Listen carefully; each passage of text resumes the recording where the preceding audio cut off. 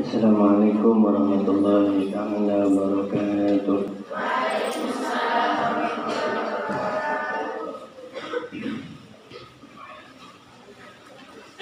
Al-Fatiha ila hadratin Mustafa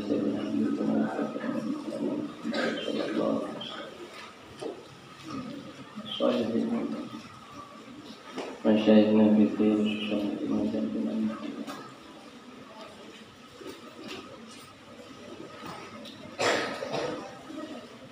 Al-Fatiha. Alhamdulillah rabbil alamin. Ihdinas siratal mustaqim. Subhanallah wa bihamdihi subhanallahil azim. Subhanallah wa bihamdihi subhanallah. Subhanallah wa bihamdihi subhanallah.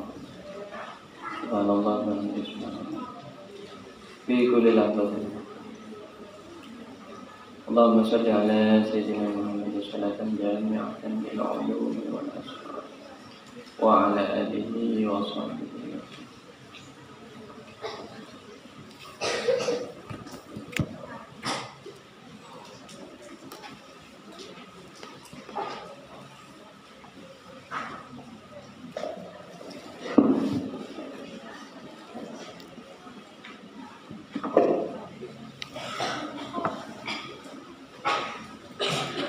أعوذ بالله من الشيطان الرجيم. أعوذ بالله من الشيطان الرجيم.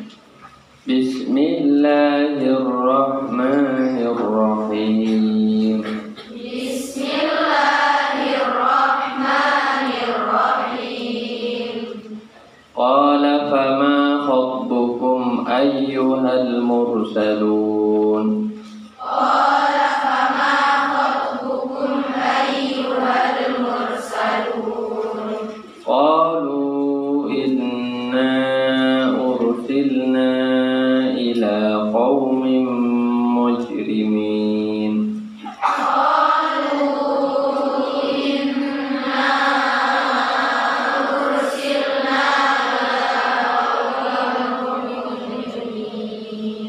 قالوا إنا أرسلنا إلى قوم مجرمين. قالوا إنا أرسلنا إلى قوم مجرمين. لنرسل عليهم حجارة من طين. لنرسل عليهم حجارة من طين. مسومة عند ربك للمسرفين. مسومة عند ربك للمسرفين. فأخرجنا من كان فيها من المؤمنين. فأخرجنا من كان فيها من المؤمنين. فما وجدنا فيها غير بيت من المسلمين. فما وجدنا فيها غير بيت من المسلمين. وتركنا فيها آية للذين يخافون العذاب الأليم. وتركنا فيها آية للذين يخافون العذاب الأليم. Sadaqallahul azim. Qala berkata siapa Nabi Ibrahim, fama khutbukum, maka apakah urusan kalian, apakah urusan kalian ayyuhal mursalun, wahai para utusan, artinya para malaikat. Qalu, mereka mengatakan, para malaikat, para tamunya Nabi Ibrahim alaihissalam, inna, sesungguhnya kami ursilna, kami diutus ila qaumin mujrimin, kepada kaum mujrimin yang berbuat dosa. Kafirin artinya orang-orang yang kafir.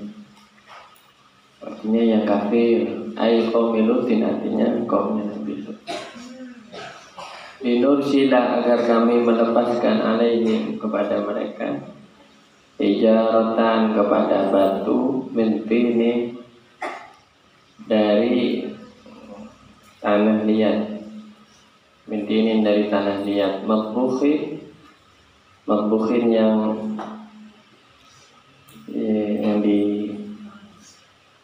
dibakar bina dengan api.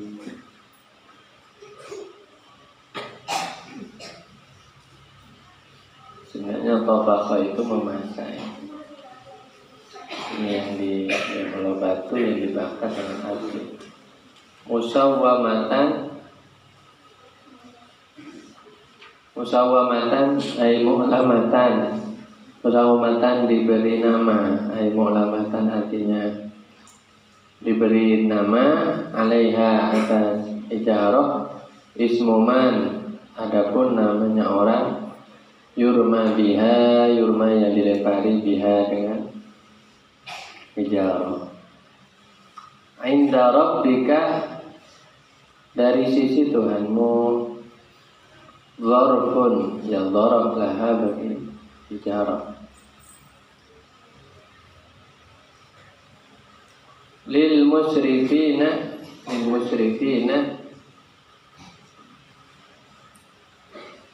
ditandai atau diberi nama lil musrifina bagi orang-orang yang melampaui batas. Diitianihim dengan berkumpulnya mereka al-dhukur, artinya untuk berjima ya, al-dhukur kepada orang-orang laki-laki, artinya mereka mengumpuli sesama laki-laki. Alhamdulillah ma'aku frihim beserta kekufuran mereka. Wa akhrajna maka kami keluarkan man kepada orang karena yang ada. Siapa man fiha di dalam hai qura qaum Lutin artinya kampung atau desa, kampung atau desa kaumnya Nabi Lut. Kampung atau desa kaumnya Nabi Lut minal mu'minin dari orang. Dilagil kafirin untuk membinasakan orang-orang kafir. Wa ma wajadna maka kami tidak mendapatkan fiha di dalam qura, di dalam kampung itu ghairu baitin kepada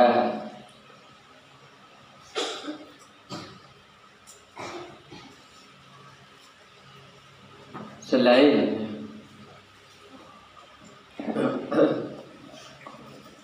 kepada selain rumah minal muslimin dari orang muslim.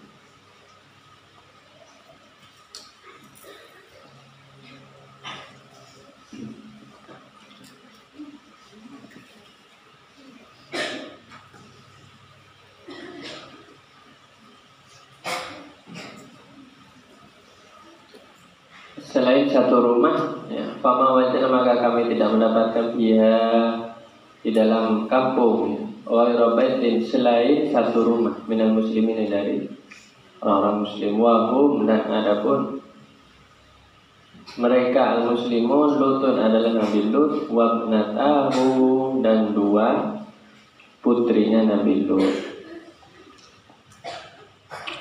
Wasofu mereka itu memiliki sifat atau wusifu mereka disifati bil imani dengan iman wal Islam dan Islam.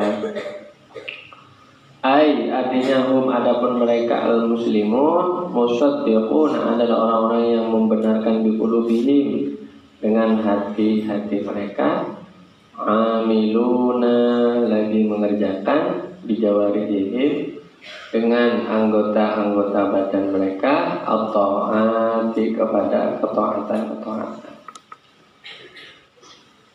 Wa tarakna dan kami meninggalkan fiha di dalam qura qaum Lut perkampungannya Nabi Lut itu ba'da ilakil kafirin setelah menghancurkan orang-orang kafir, ayatan kepada satu tanda, alamatan kepada satu tanda ala ihlakim atas menghancurkannya mereka, lilladzina bagi orang-orang yang khafuna yang takut al-adzab al-ali kepada siksaan yang pedih. Fala yaf'aluna maka mereka tidak mengerjakan mithla fi'lihim seperti perbuatan mereka.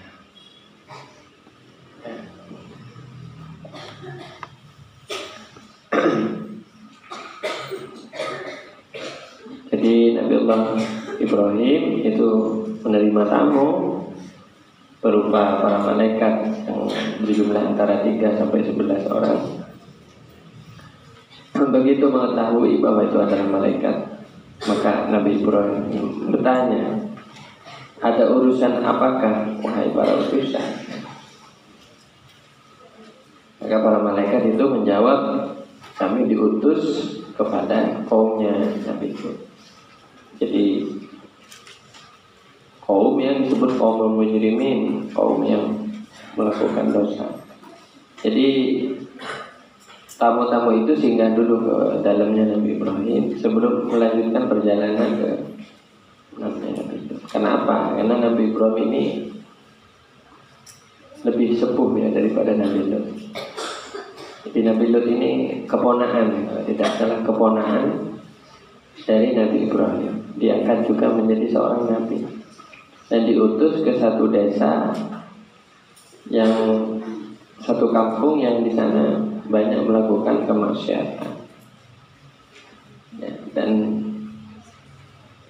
sampai akhir dakwahnya ya, kampung itu tetap tidak mau beriman. Akhirnya diutuslah para malaikat ini untuk apa? Nanti akan ya malaikat yang punya kemampuan yang lebih dari manusia biasa dari segi apa? Fisiknya. Kalau dilempari batu-batu panas,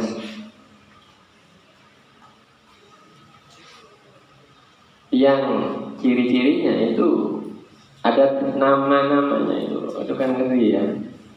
Di setiap batu yang dilempari ke kaum yang itu ada namanya, siapa ya? Si A, si B. Jadi tidak tersisa yang tidak ada. Jadi ada namanya semua. Ya mungkin ini pengertian bahwa orang-orang yang berbuat dosa itu catatannya ada dan nanti di akhirat ya sudah ada nama-namanya. Jadi takut ya kita ya, takut kita masuk salah satu yang ada nama-nama itu. Jadi di situ ada namanya batu-batu itu. Mereka juga dicirikan, cirinya di sini ada 2, ada mujrimin, ada musrifin. Artinya berbuat melampaui batas. Kenapa? Karena mereka itu punya kebiasaan yang tidak pernah ada saat itu, yaitu mereka suka mengumpuli sesama jenis. Dan ini terutama maksudnya laki-laki sesama laki-laki. Jadi entah itu siapa itu. Memang ada dalam sejarah 2 kota, dua desa, ya, 2 kota namanya Sodom dan Gomorra. Itu yang tercatat pertama kali melakukan. Ya, mereka melakukan kekejian yang bernama sodomi. Sodomi itu apa? Perbuatan zina ya, hanya kepada sesama laki-laki. Itu dengan apa? Dengan apa? Dubur. Nah itu. Jadi itu memang musrifin mereka itu. Akhirnya ya jelas hal seperti itu dilarang. Dan ini termasuk sampai sekarang ya dilarang. Jadi makanya sekarang berkembang lagi itu kebiasaan seperti itu. itu tidak ada pembenarannya dalam Islam. Maka kami keluarkan orang yang mukmin siapa? Maka ketika diteliti ternyata cuma ada satu rumah. Jadi dari semua itu kaum itu tidak ada yang mukmin, cuma ada satu rumah yang. Dan siapa di satu rumah itu? Cuma ada 3 orang ini. Nabi Lut, 2 putrinya. Istrinya Nabi Lut bagaimana? Istrinya Nabi Lut itu adalah bagian dari kaumnya dan sangat memihak kaumnya. Karena memang begini, Nabi Lut itu sebenarnya diambil menantu oleh kaum di sana. Tapi Nabi Lut itu pendatang ya. Beliau menikah dengan perempuan yang ada di kampung tersebut. Dan perempuan itu rupanya lebih senang ya berkumpul dengan keluarga-keluarga besarnya yang sama-sama suka tadi itu hubungan sesama jenis, hubungan seksual sesama jenis. Sehingga istrinya Nabi Lut ini yang berkhianat kepada Nabi Lut. Ketika nanti ada dalam ayat yang lain ya, ketika tamu-tamu ini datang, ini mereka berwajah tampan ya, karena malaikat itu kan ganteng-ganteng. Kalau menyamar jadi manusia yang ganteng-ganteng, itu langsung tamunya itu ngasih tahu ke kaum-kaumnya, itu lu tuh punya apa? Punya tamu ganteng. Coba jadi istilahnya dijadikan sasaran. Akhirnya kaumnya mendatangi, pengen tahu, bersyahwat mereka kepada tamunya Nabi Lut. Ini ya, jadi ini istri berkhianat. Makanya naudzubillah ya, walaupun hidup satu atap dengan Nabi ya, kalau tidak diberi hidayah ya Allah, bisa menjadi pengkhianat. Akhirnya istri Nabi Lut ini ikut mati binasa, meski dia istrinya seorang Nabi Lut, tapi Nabi Lut tidak bisa memberikan hidayah pada istrinya, karena istrinya lebih memilih memihak kaumnya. Namun dari pernikahan ini Allah memberikan hidayah kepada 2 putrinya. Makanya ini putrinya beda dengan ibunya, kok bisa? Makanya itulah misteri hidayah, teka-teki hidayah luar biasa, rahasia hidayah. Kenapa? Kadang di satu rumah anaknya jadi anak soleh, meski orang tuanya itu rusak.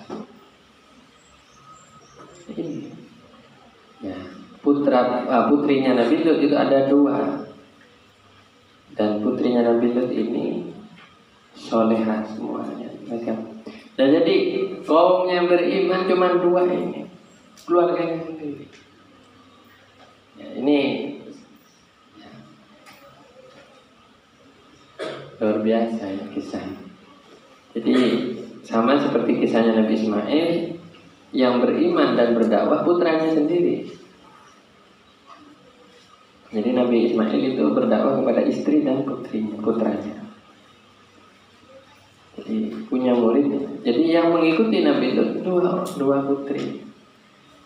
Nah, coba bayangkan kalau kita tahu kisahnya 2 putri ini Nabi bagaimana. Nah, inilah orang-orang yang disebut dengan kaum muslimin yang dipuji dalam Al-Quran. Kalau sudah disebut muslimin berarti memang benar-benar Islam. Dan ada tanda yang Allah tinggalkan di sana. Sampai sekarang kota itu menjadi kota mati. Sodom Gomorrah itu tidak ada orang hidup lagi. Sampai sekarang. Jadi kotanya itu hancur lebur. Padahal itu sudah ribuan tahun.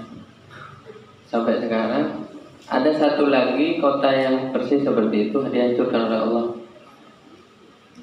Karena dia di zaman pemerintahan Romawi di bawah gunung Vesuvius di Italia. Itu sekarang kotanya jadi kota wisata begitu. Dan di situ ada satu tempat di mana orang itu terbakar dan mati, ada yang begini, ada yang berkumpul dengan sesama laki-laki. Itu mengenaskan ya. Tapi sekarang jadi wisata itu. Tapi tak ada orang tinggal di sana itu, takut. Di Sodom Gomora juga begitu. Dan kisah mengenai Nabi Lut ini juga ada di dalam kitab Injil. Saya pernah melihat di dalam terjemahan Injil adanya kisah Nabi Lut. Jadi ini kisah yang juga diketahui oleh umat Nasrani dan umat Yahudi, bangsa Yahudi dan bangsa Nasrani. Baik. Wallahu a'lam bishawab. Ya, sampai di sini dulu. Ya, enggak masuk tadi itu.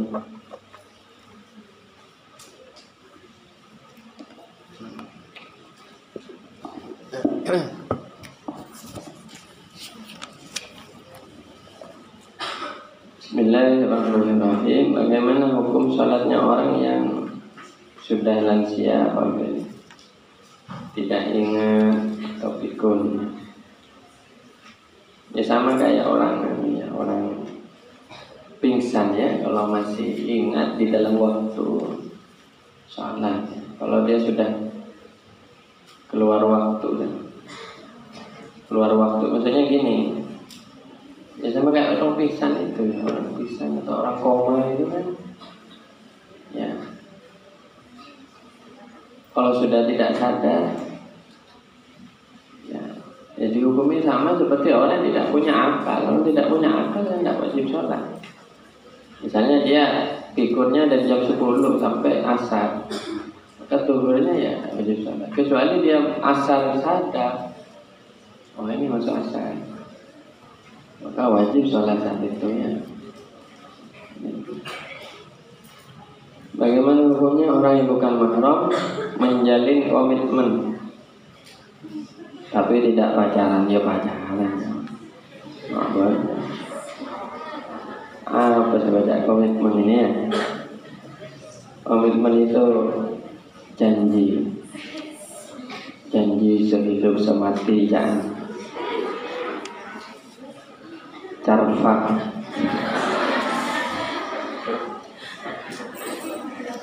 Itu namanya carfak.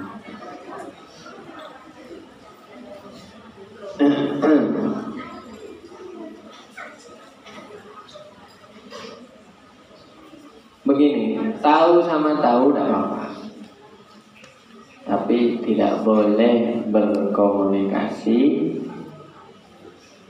bertemu, berkumpul. Tahu sama tahu, begini, cinta itu datang dari Allah ya. Maka kalau ada orang senang, itu bisa ya, menjadi hidayah, bisa ya. Karena yang mempertemukan orang bisa senang itu Allah. Wa allafa baina qulubihim, yang membuat. Namun hati-hati, ini bisa menjadi fitnah. Nah, Allah bisa menguji orang itu dengan barang-barang atau sesuatu yang dia cintai. Maka jauh-jauh kita senang sama adik kita saja kita bisa direpotkan. Hati-hati, disitulah peluang untuk bermaksiat, melakukan dosa. Kalau tahu sama tahu, kemudian ya berdoa, ya Allah, tidak ada apa-apa.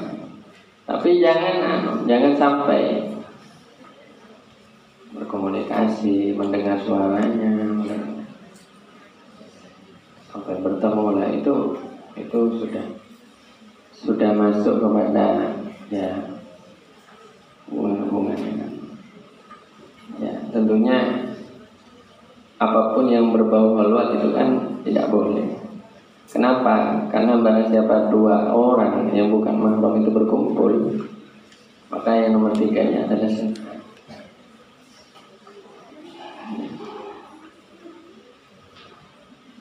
Dan kalau kita benar ingin mencintai seseorang karena Allah ya, berarti kita juga harus berpikir dunia akhirat. Ya kalau cuma semata-mata udah apa-apa, tapi mohon doa saja, doakan. Begini ya, kalau kamu memang begini ya, kita berjumpa 5 tahun lagi, itu sudah setelah saya lulus gitu. Ya, tidak boleh ya. Sudah, jangan banyak. Ya tapi memang hal seperti ini berat untuk zaman sekarang, makanya harus kita ketahui. Mohon dijelaskan mengapa di dalam terjemahan Al-Quran firman Allah SWT menggunakan bahasa kami. Ya, kalau disebut kami maka itu artinya Allah SWT memerintahkan hamba-hambanya yang lain untuk melakukan. Atau Allah Subhanahu wa taala membuat pekerjaan itu, perbuatan itu juga dilakukan oleh makhluk yang lain, makhluknya Allah. Sebagai contoh, misalnya kami turunkan air dari langit misalnya. Itu artinya Allah memerintahkan malaikat. Karena ada malaikat pembawa hujan. Kami bagikan rezeki misalnya, itu berarti Allah SWT yang memerintahkan para malaikat pembawa rezeki. Jadi tapi ini tidak berlaku ketika Allah mengatakan aku. Kalau Allah mengatakan aku, maka ini berarti Allah sendiri, tidak ada yang lain. Misalnya fa'budni, maka sembahlah aku. Maka kita tidak akan menemukan dalam Al-Quran fa'budna, sembahlah kami. Kalau sembahlah kami, siapa lalu disembah selain Allah? Kan tidak ada. La ilaha siwahu, tidak ada Tuhan selain Allah. Maka Allah SWT selalu berfirman dalam Al-Quran fa'budni, maka sembahlah aku. Nah, tapi kalau bab rezeki, bab menolong, Allah menolong hamba-hambanya, itu pakai kami. Kami turunkan begini. Ini artinya Allah SWT memerintahkan malaikat-malaikat. Atau misalnya Allah menjaga Al-Quran. Inna nahnu nazzalna dzikra wa inna lahu lahafizun. Sesungguhnya kami turunkan peringatan, artinya Al-Quran. Dengan apa? Artinya Allah memerintahkan malaikat Jibril, malaikat pembawa wahyu untuk turun. Wa inna lahu lahafizun, dan sesungguhnya kami sungguh-sungguh menjaga Al-Quran. Bagaimana Allah menjaga Al-Quran? Dalamnya para ulama, Allah menjaganya dengan para malaikat, dengan para nabi, dengan Rasulullah SAW. Allah menjaganya dengan para sahabat dan para penghafal Al-Quran. Makanya para penghafal Al-Quran itu masuk dalam wa inna lahu lahafizun. Allah menjaga Al-Quran ini dengan bermacam cara, termasuk orang yang ahli dalam menulis Al-Quran, ya. Makanya pakai kata-kata kami, artinya banyak yang terlibat di dalamnya, atau ada yang terlibat di dalamnya dari makhluk-makhluk Allah.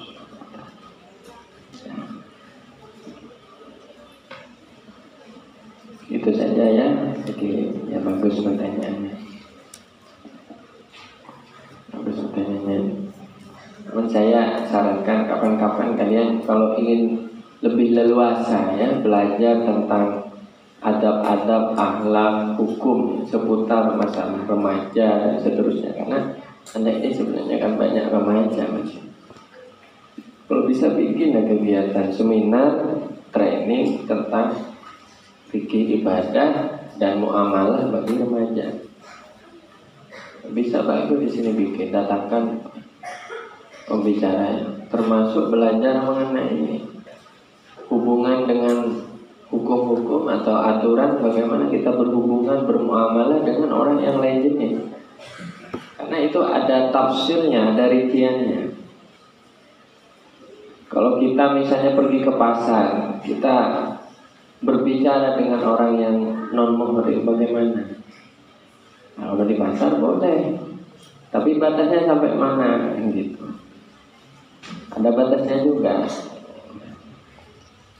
Gitu juga kalau misalnya begini, kita jadi kerja misalnya di toko, bagaimana kita melayani pembeli yang bermacam-macam, bagaimana hukumnya? Saya takut dosa. Harus belajar ya. Itu saya punya kitab judulnya Fatwa Tuhimul Mar'ah. Fatwa-fatwa yang menyangkut perempuan. Belajar.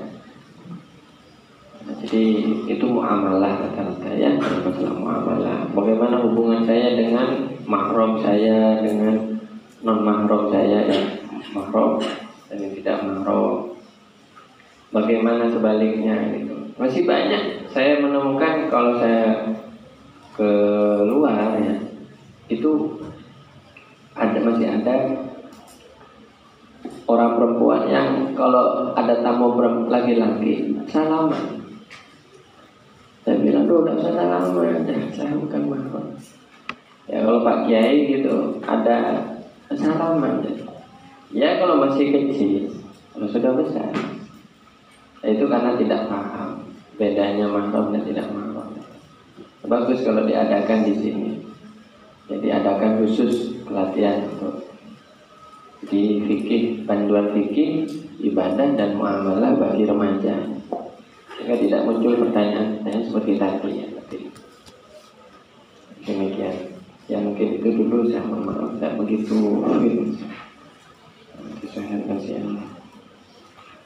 Bismillahirrahmanirrahim. Allahumma salli ala sayyidina Muhammadin tibbil qulubi wa dawaiha wa afiyatil abdani wa sifaiha wa nuril absari wa liyaiha wa ala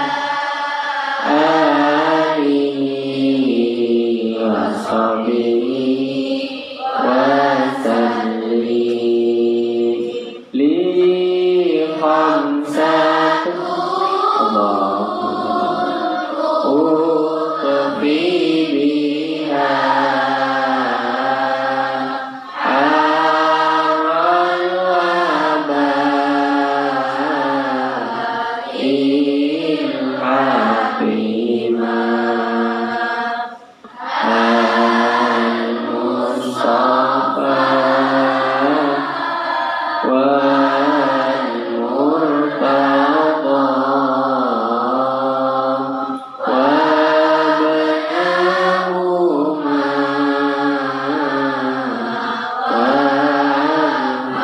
wal-Fahimah.